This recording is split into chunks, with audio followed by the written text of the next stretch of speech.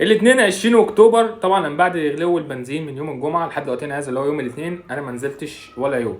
ليه ما بنزلش؟ لان انا كعادتي يعني بستنى بعد زيادة البنزين يومين 3 4 بفضل قاعد في البيت، بقعد ارتب اوراقي، بقعد اشوف انا هعمل ايه، بقعد اشوف ايه اللي في صالحي وايه اللي مش في صالحي، بقعد احسب هل هي تبقى مجزيه معايا او مش مجزيه معايا، هكسب ولا هخسر، بقعد احسبها وبعد كده بتوكل على الله وبنزل اشتغل.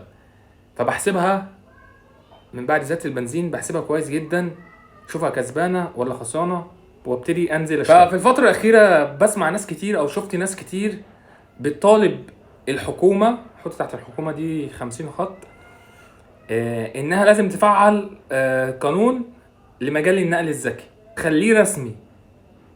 بس يا ترى الناس دي عارفه وفاهمه يعني ايه تقنين اصلا؟ ممكن يحصل للسواقين او للكباتن، ما بلاش سواقين عشان احنا في ناس بتحب، فئه كبيره قوي بتحب الكباتن. ايه ممكن يحصل للكباتن لو القانون دوت فعلا اتطبق؟ خلينا نتكلم بهدوء ونفهم الصوره كامله، يعني الكلام اللي على السوشيال ميديا. الفكره شكلها من بعيد حلوه جدا، قانون وتنظيم والدنيا جميله، شكلها من بره وهي متغلفه شكلها جميله وشكلها حلوه وعجبتني. يعني احنا بنقول ان يبقى في قانون بينظم الشغل، قانون بينظم الشغل. فالقانون دوت لما يبقى موجود، الناحيه التانيه لازم يبقى في تأمينات وفي ضرايب وتراخيص. في اوروبا وامريكا مثلا الكباتن هناك بيشتغلوا في نظام واضح، بس وهم شغالين في النظام دوت بيبقى عندهم رخصة مهنية، وبيعمل فحص دوري للعربية، وبيسدد ضرايب بشكل منتظم، بس في المقابل عنده تأمين صحي ودعم حكومي، نظام بيحميه لو حصل له أي حاجة. يعني النظام هناك في أوروبا معمول في بيئة متكاملة، لكن هنا في مصر الوضع مختلف تماما يا كابتن. معظم الناس اللي شغالة في أوبر شغالين بعربياتهم الخاصة، يشتغل ساعة وساعتين وثلاث ساعات ونص يوم عشان يزود دخله بس. وفي ناس تانية واخدينها كشغلانة أساسية، فحضرتك لو جيت طبقت عليهم نفس الشروط ديت، رخصة مهنية وتأمين وضرايب، إن أغلبهم مش هيقدر يكمل في الشغلانة، مش عشان هما مش عايزين يبقى رسميين وليهم نظام يحميهم، بالعكس التكلفة هتبقى أعلى بكتير قوي من طاقتهم. يعني أنا أبقى نازل عشان أزود دخلي، هلاقي لا الوضع مختلف، هلاقي أنا مطلوب مني أكتر من الدخل اللي هيدخل لي. معايا كده يا كابتن؟ كل سواق مطلوب منه يطلع رخصة مهنية ويعمل تأمين، يعمل كشف طبي، ضرايب وتأمينات، وفي نفس الوقت البنزين بيزيد والصيانة نار. احنا كده بدل ما هننظم السوق هنكون بنضغط على الناس اللي هي نازلة تكافح وتشتغل ساعة ولا ساعتين عشان تزود دخلها. الناس كمان تبقى فاهمة ان الشركات مش هتتحمل معاك العبء ده. قانون دوت اتطبق، كل ده هيقع على السواق اللي نازل يشتغل ساعة زيادة جنب شغله عشان يدخل دخل زيادة. لكن خليني اقول حاجة مهمة، انا مش ضد التقنين، والتقنين مش حاجة سلبية.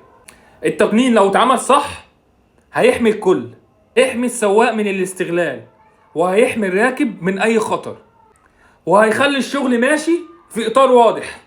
بس هنا لازم يكون التنفيذ يكون بشكل واقعي، مش مجرد اللي احنا هننقل قانون نجيبه من اوروبا، او زي ما هو شغال في اوروبا او شغال في الدول التانية او اي نظام في اي دولة هناخده كوبي بالكربون يا حبيبي ونجيبه هنا في مصر. ممكن نبدأ بنظام بسيط جدا، اللي هو في البداية انا ممكن اسمح لاي كابتن اللي هو يسجل في المنظومة في البداية بدون رخصة مهنية، وبعد فترة يبقى في مراحل لتقنين الوضع، بحيث ان الكباتن تاخد فرصة عشان تقنن اوضاعها، ما الاف السواقين والاف الكباتن يخسروا شغلهم اللي هو بقى رسمي ليهم في يوم وليلة، عليهم اقساط وعليهم التزامات واشتروا عربيات بالقسط عشان بيتفرجوا علينا واحنا بنقول لهم ان احنا بنعمل 1500 و2000. وفي نفس الوقت الشركات دي لازم تشارك، يعني لو في ترخيص او تأمين الشركة تشيل جزء من الكلام ده، مش كله في الاخر يقع على كتف الكابتن بس. في النهاية انا مش ضد القانون ابدا، بس انا ضد اننا نطبقه بسرعة ومن غير دراسة كافية. لان في الاول وفي الاخر اللي هيتأذي هو الكابتن، الشركة ولا الركاب. القانون المفروض ينظم السوق، مش يكون عبء على الكباتن اللي بتنزل تاكل لقمتها بالحلال. الناس اللي بتطالب بالقانون نيتهم كويسة، اسمع صوت السوق الأول. وفي الآخر الحل مش في المنع ولا في الإلزام، الحل في التوازن. لازم الموضوع يبقى متوازن زي ما أنا قلت لك في أول الفيديو. ما ينفعش النهارده ان انا اطلع هنا واطلع هنا واطلع هنا واقول لازم القانون يتطبق فورا. ما ينفعش، لازم نوزنها ولازم نعقلها. لو القانون دوت اتطبق ايه اللي هيحصل؟ بنسبه 60-70% معظم الكباتن اللي شغاله في السوق هتطلع من المجال، هتطلع من المجال. طيب لما هتطلع من المجال الكباتن دي هتعمل ايه؟ اللي شاري عربيات بالقسط واللي مؤجر واللي ده عليه التزامات واللي عليه ديون واللي عليه اقساط واللي. يبقى احنا هنا ظلمنا فئه كبيره من الكباتن اللي دخلوا المجال واشتروا عربيات قسط بسبب الفيديوهات اللي احنا كنا بنعملها. كنا بنقول فيها بنكسب 1500 و2000 و3 و4، والناس على اساس هذا الكلام روحوا اشتروا عربيات بالقسط. فخلي بالك، لازم نوزن الكلام ونعقله. ما ينفعش اطلع اقول النهارده لازم القانون دوت يتطبق. ما ينفعش. اللي واخد الشغلانه كدخل اضافي ليه اللي هو يحسن معيشته بيشتغل 2 ولا 3 ساعات اضافي، ده هيتضرر. لان هو مش هيبقى معاه يروح يطلع رخصه مهنيه مثلا. الرخصه النهارده، الرخصه انا سالت حد اعرفه قلت له معاه رخصه مهنيه درجه تانية، قلت له انت بتدفع كام؟ انا بدفع كل 3 سنين 8000 جنيه ومش عارف هي زادت ولا ما زادتش. يعني لو زادت هتخش لها في 9-9.5 مثلا كل 3 سنين. حضرتك شغال برخصة خاصة كل 10 سنين حاليا وصلت ل 3000 جنيه، ولما بتروح تعملها بتصوت وبتولول تقول 3000 جنيه. 3000 جنيه على 10 سنين. في اوروبا اوبر اتعملت عشان تنافس التاكسي. خلي بالك، اتعملت عشان تنافس التاكسي. هناك العربية الملاكي شغالة زيها زي التاكسي، معاها تصريح اللي هي تحمل أجرة. العربية ذات نفسها معاها تصريح ان هي تحمل أجرة، بتدفع ضرائب كل 3 شهور.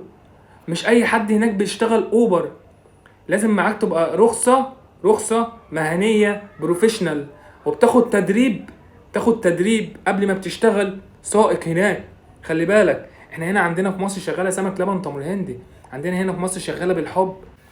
زي ما قلت لك الحل في التوازن. ننظم السوق بخطة واقعية تحافظ على رزق الناس وتضمن امان للركاب. قولي لي رأيكم بقى، هل التقنين دوت هيبقى خطوة صح ولا خطوة ممكن تضرب السوق كله؟ اكتبوا لي رأيكم في الكومنتات. خلونا نتكلم بالعقل لان ده شغلنا وحياتنا. ولو وصلت النقطة ديت من الفيديو فما تنساش تدعمني بلايك واشتراك في القناة علشان نكمل ونفتح مواضيع اكتر تخص شغلنا وحياتنا. اشوفكم في الفلوج الجاي ان شاء الله، في رعاية الله.